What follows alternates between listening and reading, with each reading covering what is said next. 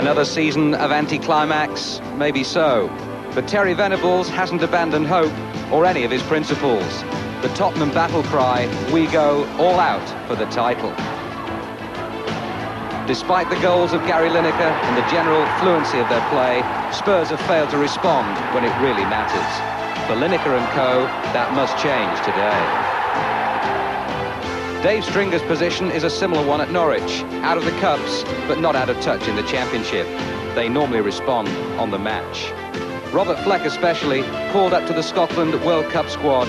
His screen tests are always impressive. Freeman crossing the ball in, and Sound was shadowing Fleck well. There's Fleck again! A terrific goal for Norwich! Fleck again, might try something from long range. Nope. Oh, can try it from short range! Robert Fleck!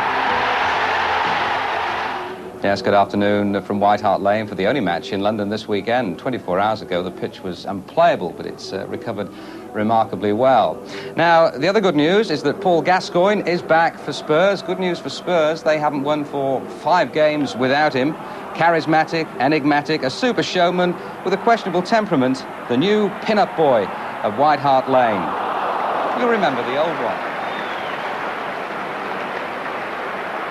Maybe Spurs now. It's 4 against 3 now for Tottenham. And Hull's going through on his own. Oh, it's in, a superb goal by Hull. And I'm delighted to say that Glenn Hoddle has flown from Monaco to be with us this afternoon. Glenn, are you a great admirer of Paul Gascoigne? Obviously, yes. The lad's got a lot of talent, and I think he's starting to show it. He's took a little bit of a while to settle in here, but it's the sort of club that he can shine, and obviously he has got a lot of talent, and it's up to Terry to get it out of him. Now, what we can do now is see the injury on New Year's Day against Coventry that cost him his place in the Tottenham side for the past 5 games, in which time they've gone out of the 2 major cup competitions, and what you've got to say, you know, is just a petulant act there.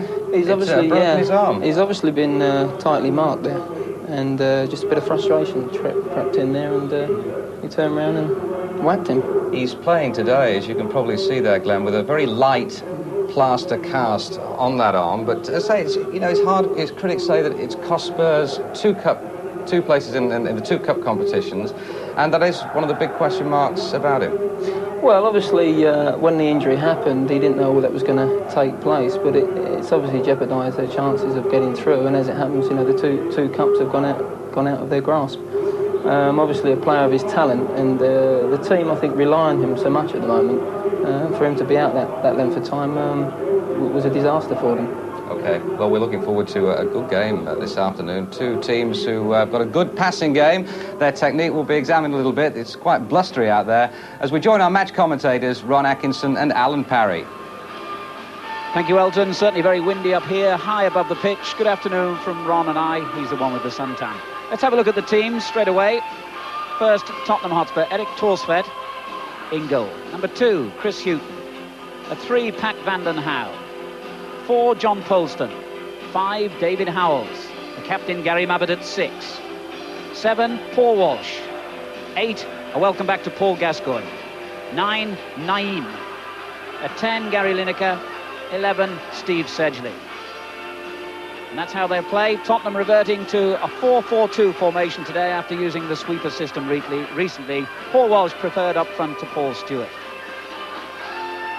Norwich City, a familiar lineup. Brian Gunn in goal. At 2, Ian Culverhouse. 3, Mark Bowen. 4, Tim Sherwood. 5, Andy Linnigan. 6, Andy Townsend. 7, Dale Gordon. 8, Robert Fleck. 9, Robert Rosario. 10 is Ian Crook. 11, David Phillips.